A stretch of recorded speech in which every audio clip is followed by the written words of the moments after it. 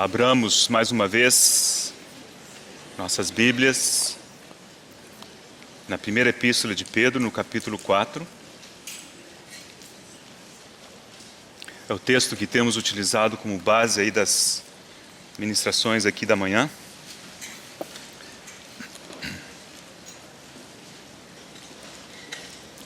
Primeira Pedro, capítulo 4. Versículos de 12 a 14. Amados, não estranheis o fogo ardente que surge no meio de vós, destinado a provar-vos, como se alguma coisa extraordinária vos estivesse acontecendo. Pelo contrário, alegrai-vos na medida em que sois coparticipantes dos sofrimentos de Cristo, para que também na revelação da sua glória vos alegreis exultando. Se pelo nome de Cristo sois injuriados, bem-aventurados sois, porque sobre vós repousa o Espírito da glória e de Deus. Livro do profeta Isaías, capítulo 48. Palavras do Senhor a Israel. Versículos 10 e 11. Isaías 48, 10 e 11. Eis que te acrisolei, mas disso não resultou prata. Provei-te na fornalha da aflição. Por amor de mim é que faço isto. Porque como seria profanado o meu nome? A minha glória não a dou a outrem. E na segunda epístola de Paulo aos Coríntios, no capítulo 1, versículos 8 e 9. Porque não queremos, irmãos, que ignoreis a natureza da tribulação que nos sobreveio na Ásia, porquanto foi acima das nossas forças, a ponto de desesperarmos até da própria vida. Contudo, já em nós mesmos tivemos a sentença de morte, para que não confiemos em nós, e sim no Deus que ressuscita os mortos. Vamos orar mais uma vez, irmãos. Te damos graças, Pai, pela obra que o Senhor tem realizado, Senhor, ao longo da história. Senhor, e que pelo Teu Espírito o Senhor está empenhado a levar a cabo. E te bendizemos porque o Senhor concluirá essa obra. E tudo aquilo que o Senhor deseja será alcançado.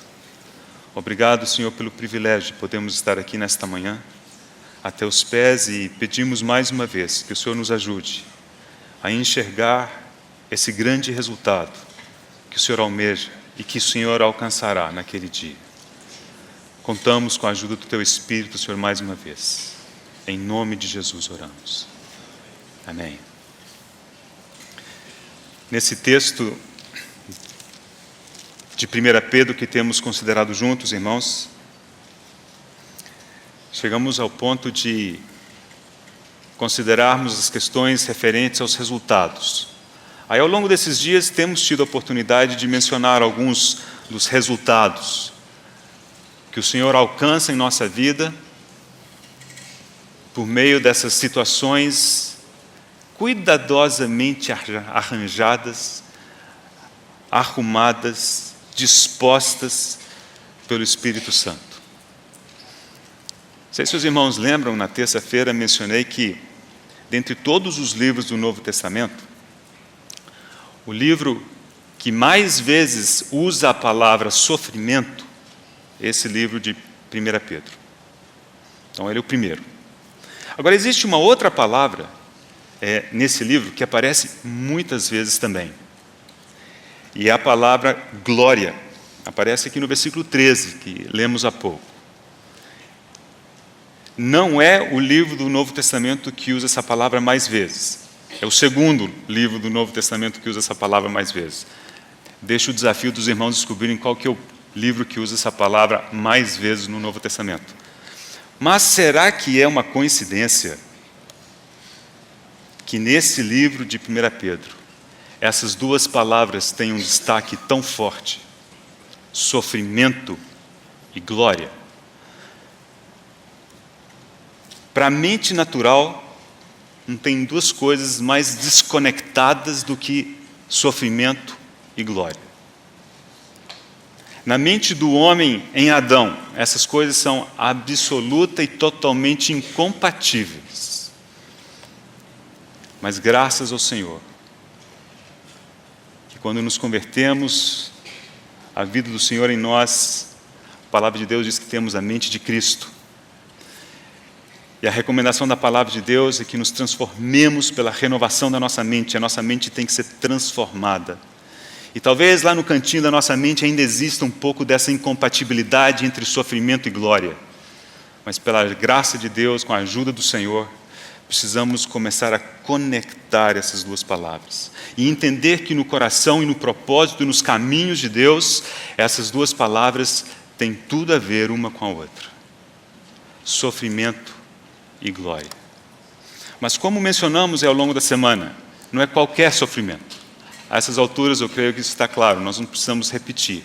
Estamos falando daquele sofrimento que nos advém de nos colocarmos e aceitarmos estar na fornalha da aflição. Permitir que as situações que o Espírito traz à nossa vida, nós a recebemos de bom grado, com alegria, e buscamos o Senhor de maneira a crescermos e a respondermos de forma adequada nessas situações. Quando fala aqui de glória, já é uma dica do resultado desse processo, desse tempo em que vivemos hoje. E o texto é claro em dizer que é alguma coisa futura. Diz que para que também na revelação da sua glória vos alegreis exultando. Esse texto não é muito específico com respeito aos resultados propriamente ditos. Então nós vamos utilizar alguns outros textos para entrar nisso um pouco mais a fundo. Mas aqui, ao menos, dois aspectos são importantes. Primeiro, que o resultado é certo. Ele é garantido. Ele diz, olha, vocês se alegrarão. Alegrem-se agora, para que naquele dia vocês se alegrem também. E o segundo aspecto é que ele é futuro. Existe um aspecto forte do futuro. E nós precisamos, pela graça de Deus, percebermos isso. Porque isso nos ajudará a enfrentarmos o presente. Agora, à medida que passamos por esses textos, esses dias, eu quase que induzi os irmãos a considerarem apenas o que essas situações provocam em nós. O nosso sofrimento, talvez, um pouco de desconforto, aquela sensação de que eu não entendo bem o que está acontecendo. Será que é o Senhor? Será que não é o Senhor? Será que foi alguma coisa que eu fiz? Ou será que, de fato, alguma coisa que o Senhor soberanamente planejou? A minha resposta, isso como que é?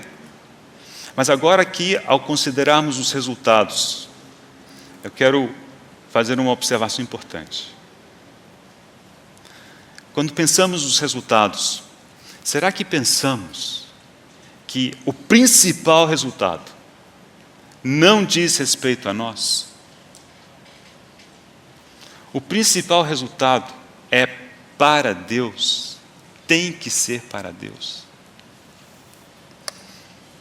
Porque dele, por meio dele e para ele são todas as coisas. Acabamos de ler naquele texto em Isaías, 2 vezes o Senhor fala a Israel, por amor de mim. Por amor de mim é que faço isto, que a minha glória eu não dou a ninguém. Eu fico imaginando se a proposta do Senhor fosse assim: olha, você está disposto a sofrer toda a sua vida e só eu ter lucro no fim? Imagine que o Senhor nos faça essa proposta. Não é essa a proposta que o Senhor nos faz. Mas se Ele fizesse essa proposta, irmãos, se verdadeiramente amamos o Senhor, a nossa resposta teria que ser amém. Amém, Senhor. Tudo para Ti, nada para mim. Esse é o nosso coração, deveria ser o nosso coração. Mas o Senhor, na sua bondade e infinita misericórdia, Ele diz: olha, se vocês se alegrarem, se vocês se renderem, bem-aventurados sois. Vocês não vão sofrer além do que vocês possam suportar. E no final, o grande vencedor serei eu, mas vocês participarão disso também. Mais ou menos esse é o contexto que eu quero transmitir aos irmãos. Mas é importante, é vital que a gente entenda que esses arranjos do Espírito Santo objetivam, em primeiro lugar, o propósito e a vontade eterna de Deus. Em segundo lugar, objetivam lidar conosco, nos purificar, nos provar, nos preparar, nos treinar, todas as coisas que temos visto aí ao longo da semana. Mas como é importante, irmãos, que a gente perceba que, em primeiro lugar, o que se objetiva é a vontade de Deus. Porque se não for assim, nós teremos um viés incorreto em nossa vida cristã. Eu gostaria, de considerar essas coisas com os irmãos aí ao longo desse dia de hoje. E também lembrar os irmãos que, sim, num segundo plano, aparecemos nós. E ainda que o principal resultado seja para o Senhor, porque na dispensação da plenitude dos tempos, tudo deve convergir para Ele e nele. Tanto as coisas dos céus, quanto as coisas da terra. Nós aparecemos também no cenário, não no centro, e nós também percebemos que essa obra do Senhor, ela ganha algo em nós. No fim das contas, em nós para Ele. Porque tudo tem que ser para Ele ao final das contas. E quando pensamos nos resultados em nós, eu gostaria de dividir esses resultados em dois grupos. O grupo do presente e o grupo do futuro. E com respeito ao presente, eu vou associar a isso uma palavra para ajudar na compreensão. E essa palavra é aprendizado. É o aprender. Esse é o nosso presente. E com respeito ao futuro, a palavra é a palavra fé. Aquilo que precisamos aprender a exercitar, de forma a conseguirmos olhar para além da nossa situação de fogo ardente momentânea. Assim como o Senhor, lembramos ontem, Ele considerou a alegria que lhe estava proposta, e para alcançá-la, Ele suportou a cruz, não fazendo caso da ignomínia dos homens. Nós também precisamos exercitar esse tipo de fé. Então, irmãos, o fato é que nessa grande obra, que vai muito além de nós, ela nos inclui, sim, mas ela é muito além de nós. Deus, na sua soberania, lhe propôs fazer todas as coisas convergirem na pessoa do Senhor Jesus Cristo. E o Espírito Santo que foi enviado depois da ascensão e glorificação do Senhor, Ele está profunda e intensamente empenhado em levar a cabo essa obra. E Ele está de olho no calendário de Deus. Ele está de olho no relógio de Deus. Irmãos, e se a nossa percepção estiver correta, e essa percepção é de todos, o dia se aproxima. Nós não sabemos quanto tempo há ainda hábil. E é como se o Espírito Santo então tivesse que aumentar muitas vezes a temperatura do forno. É como a gente coloca alguma coisa para cozinhar no forno e passa o tempo, a gente olha, liga a luz e eu acho que está devagar. O que você faz? Aumenta um pouquinho. Aumenta um pouquinho. Às vezes a gente erra a mão e passa do ponto. Certamente os irmãos já passaram por isso. Mas graças a Deus, com o Senhor nunca passa do ponto. Ele sabe exatamente, para que temperatura levar o forno, quando abaixar, quando nos tirar de lá. Aí Ele nos esfria um pouquinho, a gente tranquiliza, relaxa, põe no forno de novo. E lá vamos nós. Mas é assim que caminhamos com o Senhor. Mas imagine que o Espírito Santo, nessa obra de nos conduzir, nos levar e ganhar alguma coisa para Deus. E todas as coisas Deus deu a seu Filho. O Espírito Santo, vamos colocar assim, ele tem um problema. Esse problema somos nós.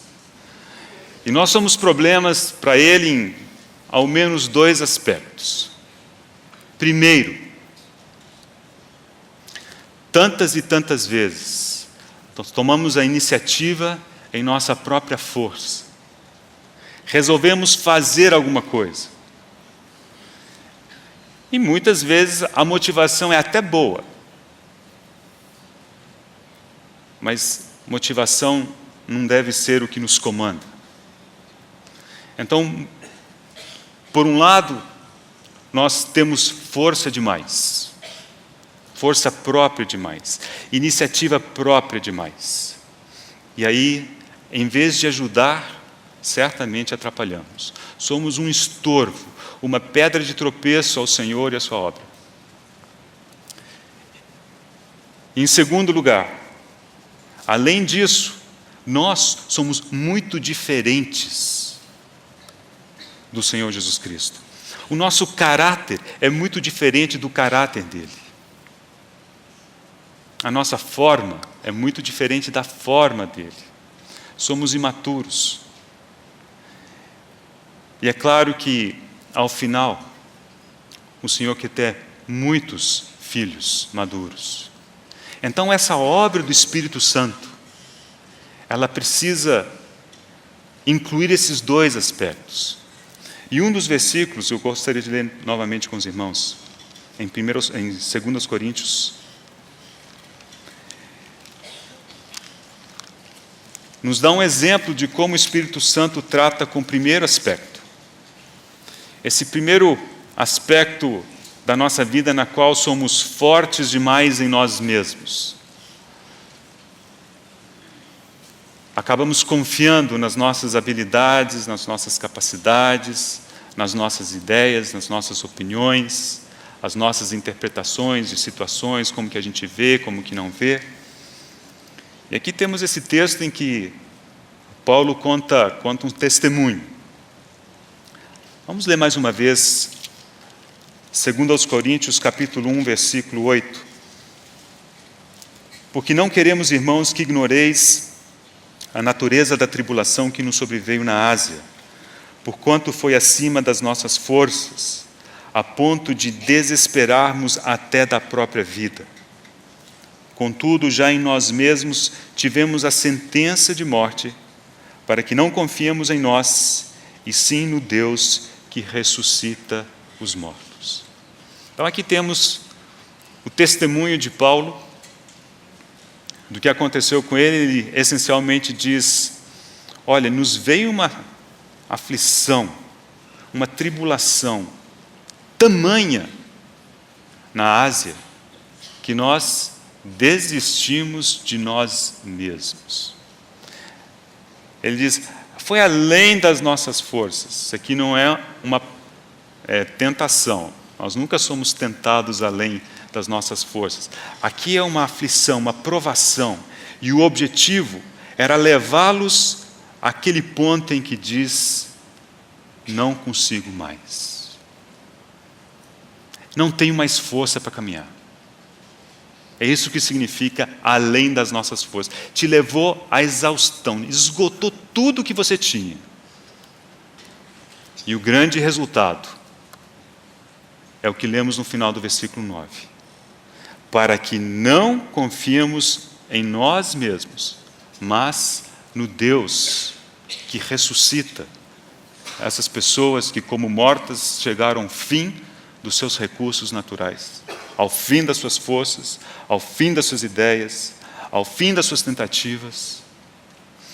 Irmãos, e muitas vezes o Senhor precisa nos levar a esse ponto, porque sem passarmos por esse ponto, e esse ponto nós precisamos vivê-lo muitas vezes, que depois a gente começa a andar, vamos nos recuperando as forças, mas as nossas forças. E de vez em quando o Senhor tem que nos dizer, não, você não tem força. Você não deve ter força própria.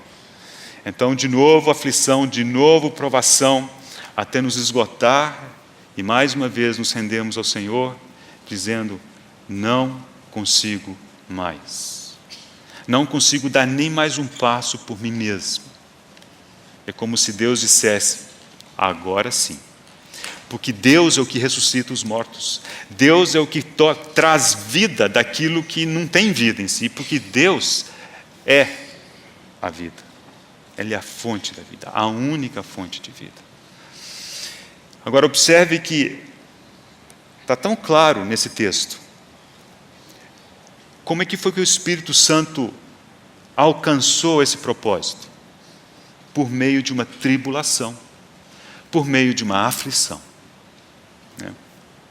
Então, muitas vezes, essas situações de fogo ardente, elas são trazidas a nós pelo Espírito Santo, com esse objetivo em vista, com esse resultado em vista, nos levar ao fim de nós mesmos.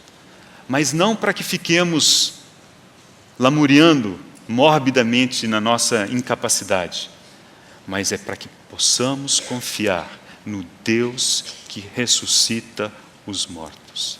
E assim que confiamos nele, haveremos de ver e de experimentar em realidade a vida de ressurreição do Senhor operando em nós. Experimente, ouse e você terá isso. Romanos, capítulo 8. Aqui temos o segundo aspecto. Então, o primeiro aspecto é que nós temos muita iniciativa própria, temos muita força, muita iniciativa. E o Espírito Santo lida conosco, naquele exemplo de Paulo, por meio de uma tribulação, para levá-los a desesperarem da própria vida e não mais confiarem em si, mas no Deus que ressuscita mortos. O outro aspecto é que somos muito diferentes do Senhor Jesus Cristo, na nossa natureza, nosso caráter. Mas lá dentro, o Senhor já nos colocou da sua natureza. Então aquilo precisa crescer, se fortalecer, a ponto de, quando considerarmos uns aos outros, nós podemos ver a Cristo. E aqui esse é o texto clássico que nos fala disso. Romanos capítulo 8, a partir do versículo 28. Sabemos que todas as coisas cooperam para o bem daqueles que amam a Deus, daqueles que são chamados segundo o seu propósito. Porquanto aos que de antemão conheceu, também os predestinou para serem conformes à imagem de seu Filho, a fim de que ele seja o primogênito entre muitos irmãos. E aos que predestinou, a esses também chamou, e aos que chamou, a esses também justificou, e aos que justificou, a esses também glorificou. Então vemos aqui esse processo. E o resultado almejado aqui, no versículo 29, diz, a fim de que ele seja o primogênito entre muitos irmãos. A fim de que ele seja o primeiro de muitos parecidos com ele. E esse parágrafo começa dizendo: sabemos que todas as coisas cooperam, todas as situações cooperam para o bem daqueles que amam a Deus, daqueles que são chamados segundo o seu propósito. Por quê? Porque é o Espírito que coordena todas as coisas. E por isso todas as coisas cooperam. Sabemos que é o Espírito, porque se você ler os primeiros dois versículos anteriores, o 26 e o 27, esse texto fala do Espírito, que nos ajuda, nos assiste em nossa fraqueza. Não sabemos orar como convém, mas é o próprio Espírito que com gemidos inexprimíveis intercede por nós. E Ele sabe qual que é a vontade de Deus, e portanto Ele intercede segundo a vontade de Deus. Então, dessa maneira, vemos como o Senhor trata conosco. Por um lado, nos levando ao fim das nossas forças naturais, por outro lado, nos conformando à imagem do seu Filho. E vemos tanto num caso como o outro, como são muitas vezes as disposições do Espírito Santo, aquele elemento chave pelo qual Ele soberanamente ganha isso em nossa vida. Então, com respeito aos nossos resultados, vamos rapidamente considerar o aspecto presente e o aspecto futuro. O aspecto presente tem a ver com aprendizado, o aspecto futuro tem a ver com fé. E para considerarmos a questão do aprendizado, vamos olhar para alguns exemplos. O primeiro nós já consideramos juntos aqui, foi o exemplo do próprio Senhor. Vamos ler esse texto mais uma vez em Hebreus capítulo 5, a partir do versículo 7. Ele, Jesus, nos dias da sua carne, tendo oferecido com forte clamor e lágrimas, orações e súplicas a quem o podia livrar da morte, e tendo sido ouvido por causa da sua piedade, embora sendo filho, aprendeu a obediência pelas coisas que sofreu. E tendo sido aperfeiçoado, tornou-se o autor da salvação eterna para todos os que lhe obedecem, tendo sido nomeado por Deus sumo sacerdote segundo a ordem de Melquisedeque. O Senhor aprendeu. E Ele aprendeu, o texto diz de forma tão explícita, pelas coisas que sofreu. E diz, embora sendo filho. Muitas vezes, na nossa mente natural, essas coisas não encaixam. Como que um filho pode sofrer tanto? Mas, de fato, esse é o propósito de Deus. Na sua soberania, Ele decidiu que seria assim. E fazemos bem se nós, de bom grado e com gratidão, nos rendermos ao Senhor, nesse seu mover, nesse seu propósito. Encontramos um outro exemplo na vida de Paulo, um versículo também que já mencionamos, foi em Filipenses capítulo 4. Paulo havia recebido uma oferta. E ao escrever para aqueles irmãos em Filipos, ele faz menção a essa oferta com gratidão. E no versículo 10 ele diz, alegrei-me sobremaneira no Senhor, porque agora, uma vez mais, renovastes a meu favor o vosso cuidado, o qual também já tinhais antes, mas vos faltava oportunidade. Então, a maneira dele de agradecer, ele se alegrou. E no que vamos ler daqui a pouco, ele diz basicamente assim, olha, eu me alegrei, não por causa do recurso que eu recebi, mas me alegrei porque vocês estão atentos, ativos diante do Senhor, generosos. Percebo que Deus tem operado, movido em vocês. Mas ao explicar o porquê que, apesar de estar grato, de ser grato pelo recurso, ele diz, olha, eu vivo feliz de qualquer jeito. Essencialmente é isso que nós lemos aqui. Preste atenção nas palavras que ele utilizou. Versículo 11. Digo isto não por causa da pobreza. Ele provavelmente estava em dificuldade. Ele diz, não por causa da pobreza, porque aprendi a viver contente em toda e qualquer situação. Tanto sei estar humilhado, como também ser honrado. De tudo e em todas as circunstâncias já tenho experiência, tanto de fartura como de fome, assim de abundância como de escassez. Tudo posso naquele que me fortalece. Ele aprendeu. É o que diz aqui no versículo 11.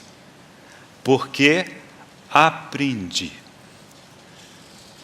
E antes de nós começarmos a imaginar como foi que ele aprendeu, ele respondeu que eu tive experiência em todas as situações, tanto de fartura quanto de fome, né?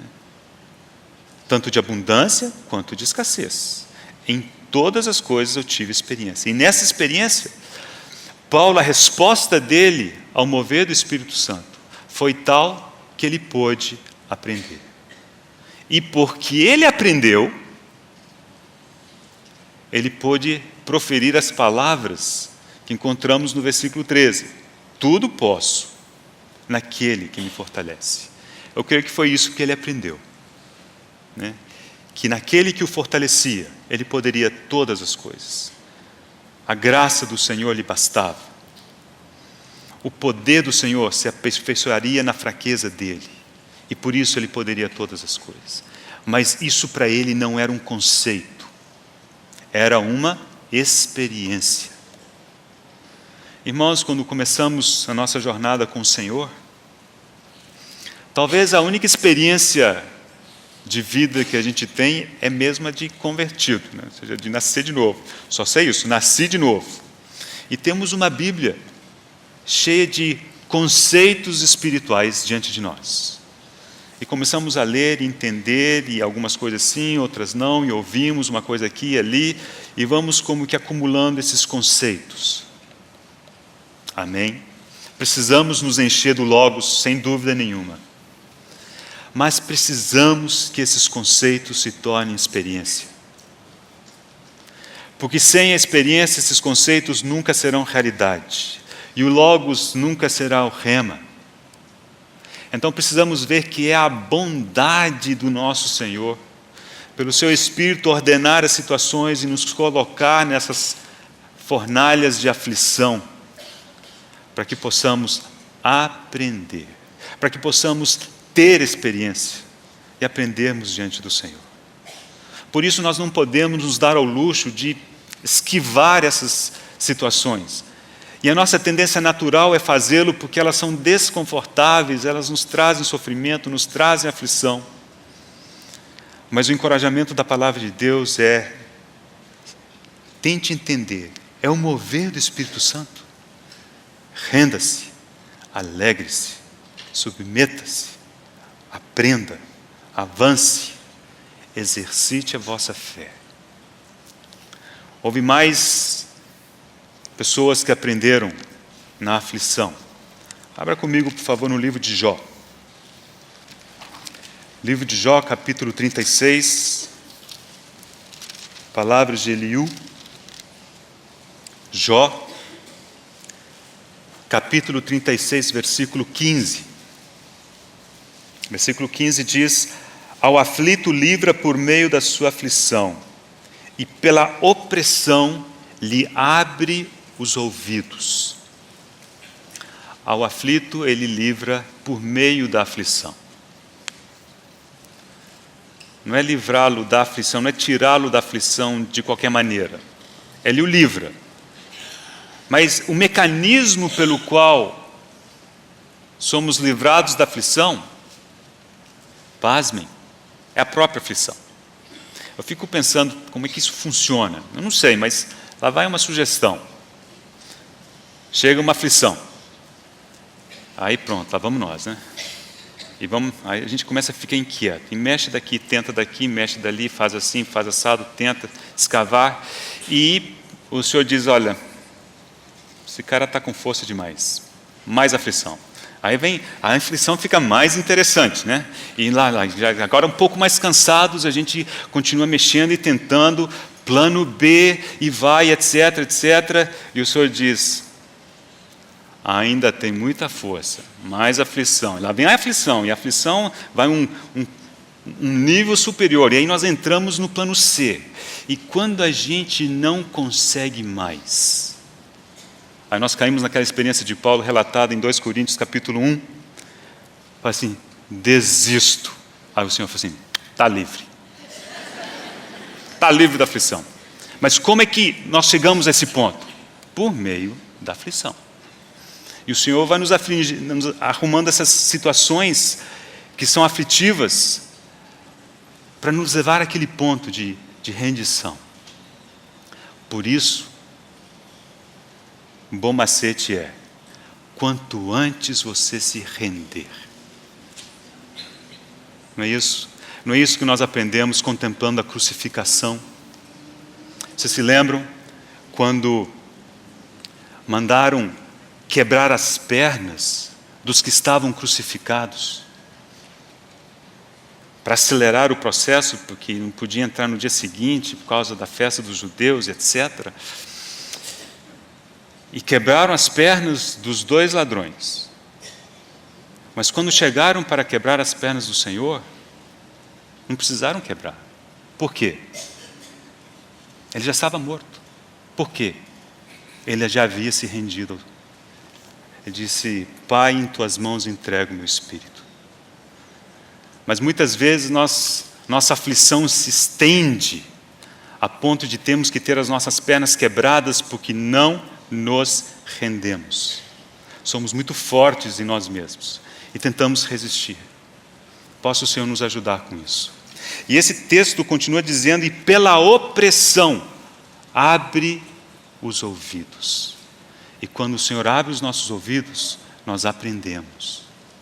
Então vocês veem, irmãos, pela aflição, pela opressão, nós aprendemos também.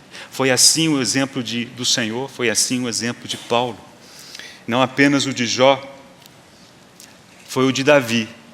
Abra comigo, por favor, em Salmo 119, versículo 67, 67. Salmo 119, 67. Antes de ser afligido, andava errado, mas agora guardo a tua palavra. Tenho certeza que no coração de todos aqueles que um dia se converteram ao Senhor, algum dia deve ter feito uma oração mais ou menos assim, Senhor, eu te amo muito pouco, mas eu quero te amar mais. É o nosso desejo sincero, irmãos, queremos amar mais o Senhor. E o Senhor diz, quem me ama, guarda os meus mandamentos. E o Espírito que conhece a vontade de Deus, e Ele que sonda o nosso próprio Espírito, Ele diz, era o que eu precisava. Mas esse versículo diz que a maneira com que Davi aprendeu a guardar a tua palavra foi pela aflição. É na aflição que aprendemos a ter experiência de ouvir o Senhor, de guardarmos a palavra do Senhor. E no versículo 71, desse mesmo Salmo, versículo 71, diz, foi-me bom ter eu passado pela aflição, para que aprendesse os teus decretos.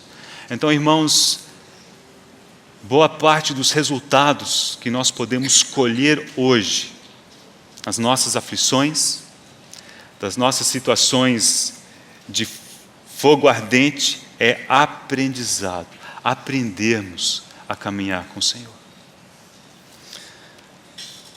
Com respeito à fé, porque isso refere-se ao futuro, resultados futuros, leremos apenas 2 versículos. Eles estão na segunda epístola de Paulo aos Coríntios, no capítulo 4, versículos 17 e 18. 2 Coríntios 4, 17, está escrito assim, porque a nossa leve e momentânea tribulação produz para nós eterno peso de glória, acima de toda comparação. Não atentando nós nas coisas que se veem, mas nas que se não veem, porque as que se veem são temporais, as que se não veem são eternas. Esse texto parece muito com o texto que lemos ontem, Romanos capítulo 8, versículo 18, quando Paulo diz: eu tenho por certo, para mim, estou convencido disso, de que aquilo que a gente passa agora não dá para comparar com a glória futura. E esse texto, é curioso que, de forma muito explícita, diz que a tribulação produz. A tribulação produz.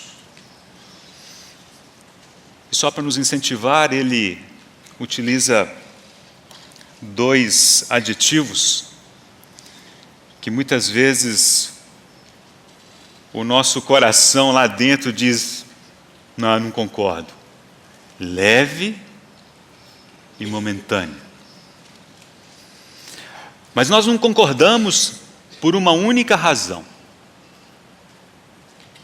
Porque nós estamos olhando apenas para o presente. Estamos atentando apenas para aquilo que é visível. E se olhamos apenas para o presente, para apenas o que é visível, tudo parece grande, demorado, complicado, difícil, impossível. Mas esse texto nos diz: olha, precisamos atentar não para o que é visível, mas para o que é invisível. Porque as coisas visíveis são temporais, são do presente. As invisíveis é que são eternas. E se nós, pela fé, e aqui está o exercício da fé, erguermos os nossos olhos, tirarmos os olhos daquilo que é visível. E como precisamos de fé? Porque isso que é visível é o que você vê a hora que você abre o olho e acorda, é o seu dia a dia, aquilo te aflige de forma muito presente, muito concreta. Mas a palavra de Deus diz: olha, não atente para essas coisas. Não atente para aquilo que é visível, para aquilo que é imediato, agora, presente, mas atentando para as coisas que se não veem, elas são eternas. E se atentarmos para as coisas que se não veem, em perspectiva, nessa perspectiva, nós chegaremos à conclusão inequívoca de que a nossa leve e momentânea tribulação produz algo em nós infinitamente maior. Isso nos ajudará a nos alegrarmos, isso nos ajudará a nos lançarmos em confiança nas mãos do Senhor. Como diz Paulo aos Tessalonicenses, poderemos dar graças em todas as situações. Irmãos, é o exercício da fé. Como lemos ontem, não vendo agora, mas crendo. Não atentando nas coisas que se veem, mas que se não veem.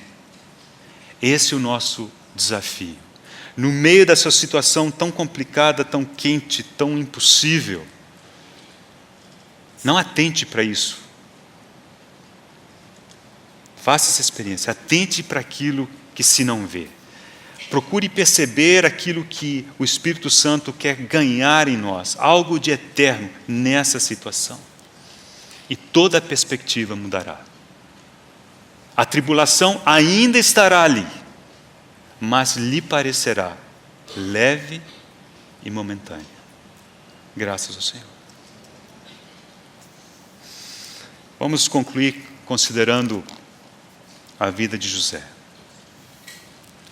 E quando pensamos nos resultados, se você tivesse que marcar numa folha de papel, qual que é o resultado de tudo que temos acompanhado na vida de José?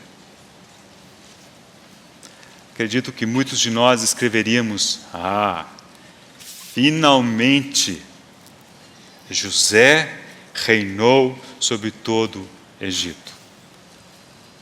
Sim, isso é verdade. Mas isso é um grão de areia diante do propósito de Deus. O objetivo de Deus não era em primeira mão que José reinasse sobre todo o Egito. Os irmãos lembram que Deus havia prometido a terra de Canaã a Abraão, fez a promessa também a Isaac, repetiu a promessa a Jacó. E quando encontramos no capítulo 37 a José com seu pai, seus irmãos, pastoreando, etc., eles já estavam lá, né? Mas era pouco mais do que uma família. Alguma coisa talvez em torno de 70 pessoas.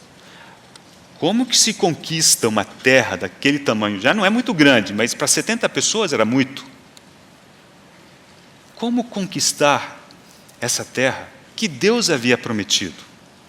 Eles precisavam conquistá-la, mas 70 pessoas? Era uma terra povoada, aquelas pessoas que já habitavam ali precisariam ser expulsas. Pois bem, na nossa mente, nós vemos, fácil, foi Deus que prometeu. Então, Deus pode estalar os dedos, remover os habitantes nativos da terra e dar um jeito de espalhar esses 70, né, pela terra fora de forma a garantir homogeneidade, etc., enfim. Mas isso não soa natural. Soa? Não. Os caminhos do Senhor são naturalmente sobrenaturais, como diz um querido irmão, ou sobrenaturalmente naturais. Deus tem um caminho que, por um lado, ele é totalmente sobrenatural, porque é Ele que move por detrás. A iniciativa dele, a força dele, o poder é dele, o mover é dele, o propósito é dele. Mas, por outro lado, para quem observa assim, é natural. Deus seguiria um caminho sobrenaturalmente natural para que aquele povo ocupasse a terra de Canaã. Isso significa que teria que ser com batalha. E é de fato isso que nós vemos ao longo do livro de Josué. As batalhas por meio das quais o povo de Israel desalojou alguns dos povos e eles ocuparam a terra que Deus havia prometido. Mas havia um problema ainda. Eles eram só 70.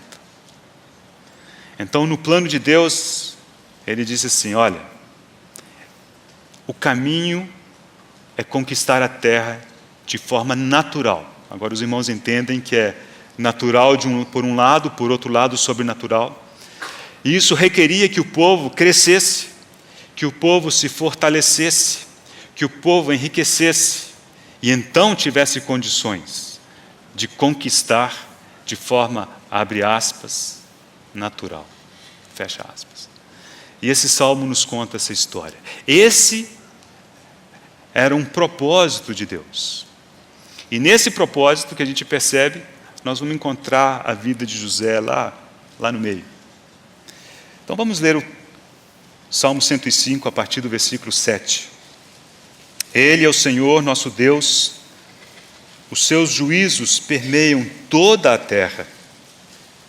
Lembra-se perpetuamente da sua aliança, da palavra que empenhou para 1000 gerações, da aliança que fez com Abraão e do juramento que fez a Isaque, o qual confirmou a Jacó e por decreto a Israel por aliança perpétua, dizendo, então essa aqui é a aliança, dar-te-ei a terra de Canaã como quinhão da vossa herança. Agora vem o problema, entre aspas, a dificuldade. Então eram eles em pequeno número, pouquíssimos e forasteiros nela. Andavam de nação em nação, de um reino para outro reino, mas a ninguém permitiu que os oprimisse, antes, por amor deles, repreendeu a reis, dizendo, não toqueis nos meus ungidos, nem maltrateis os meus profetas. Então aqui temos esse cenário, por um lado a promessa de Deus, por outro lado a determinação de Deus de fazê-los entrar segundo essa promessa na terra, mas o povo precisava se fortalecer. E aqui diz que eles eram poucos, forasteiros. E na sabedoria de Deus, Ele determinou que Ele tomaria seu povo e por algum tempo, foi alguma coisa, sabemos hoje que foi alguma coisa em torno de 430 anos, por algum tempo Ele permitiria que esse povo crescesse e se fortalecesse. Isso num lugar especial. E esse lugar especial era chamado o Egito. Então agora a dificuldade passou a ser a seguinte: como tirar aquelas 70 pessoas e levá-las para o Egito? Sendo que já se havia dito a eles: olha, essa terra será sua. Versículo 16. Fez vir fome sobre a terra e cortou os meios de se obter pão. Versículo 23. Então Israel entrou no Egito e Jacó peregrinou na terra de Cã. Deus fez sobre modo fecundo o seu povo e o tornou mais forte do que os seus opressores. Mudou-lhes o coração para que odiassem o seu povo e usassem de astúcia para com seus servos. Esse é o fim desse primeiro pedaço da história.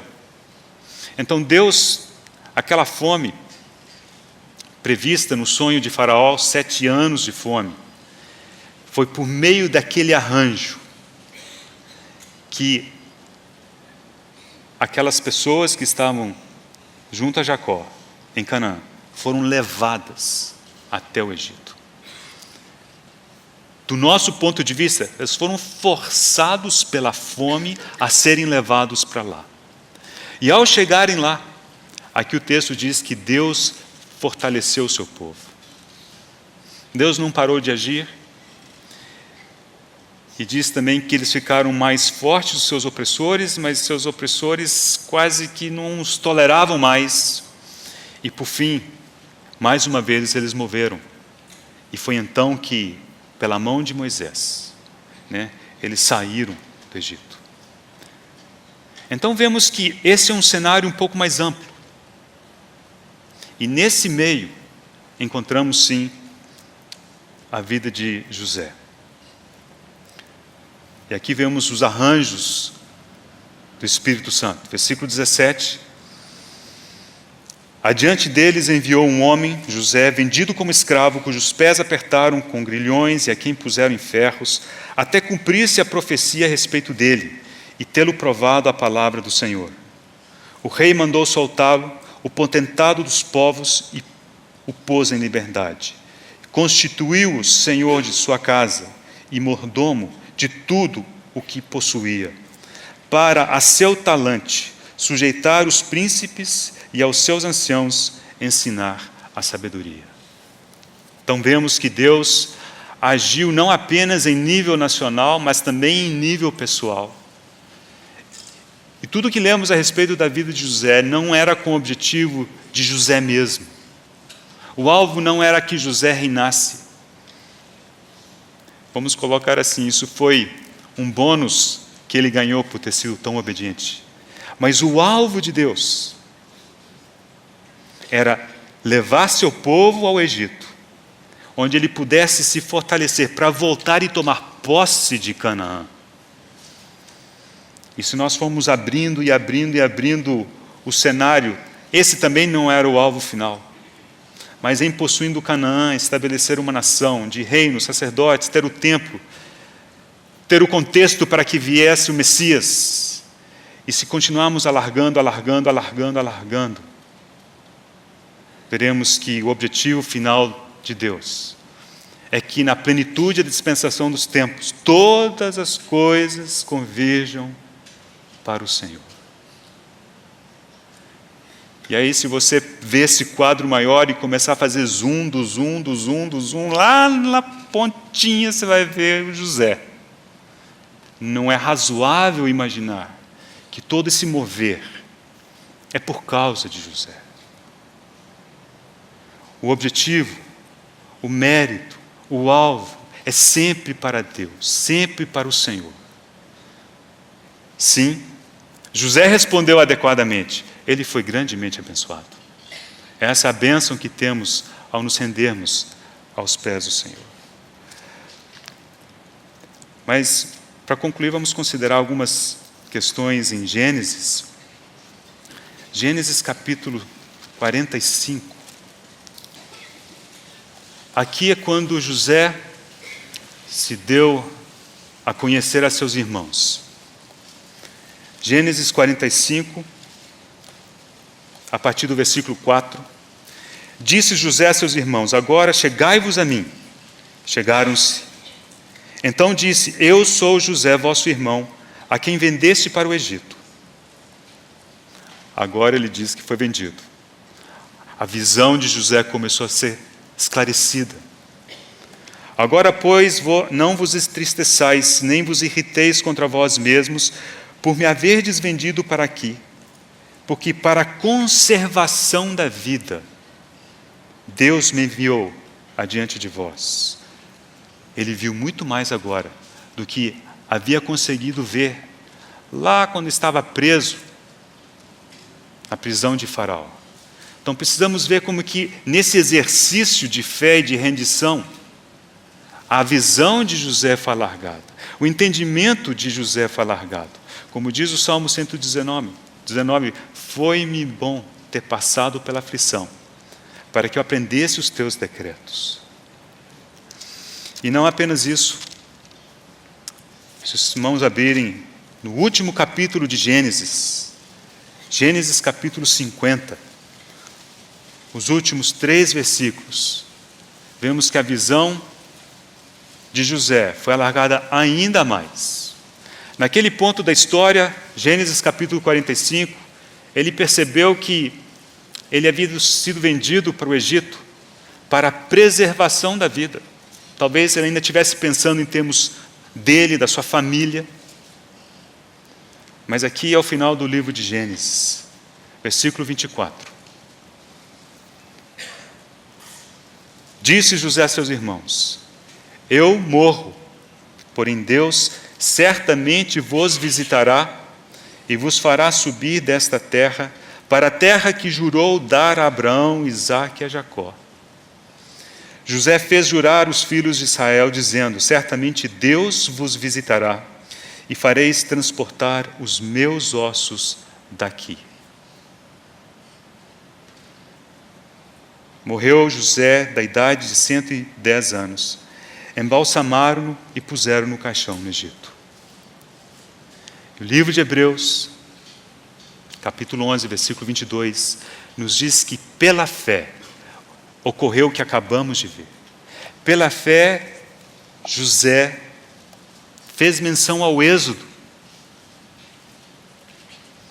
Irmãos, ele chegou a ponto de perceber que tudo aquilo pelo qual ele havia passado tinha o objetivo de trazer o seu povo para lá, para o Egito, de preservar a vida do povo de Israel no Egito, dele ser fortalecido, mas que Deus os levaria de volta.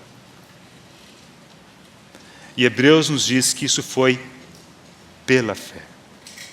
O exercício de não considerar as coisas que se veem, mas as que se não veem. Alguém já fez a seguinte pergunta muito pertinente. Quando José foi colocado naquela posição de autoridade por Faraó, logo depois passaram-se 7 anos de fome, de fartura. Depois começou os 7 anos de fome, mas ao longo desses 7 anos de fartura, por que José não fez contato com seu pai? Uma boa pergunta. Ele poderia ter contactado o pai. Pai, vem para cá. Ou alguma coisa.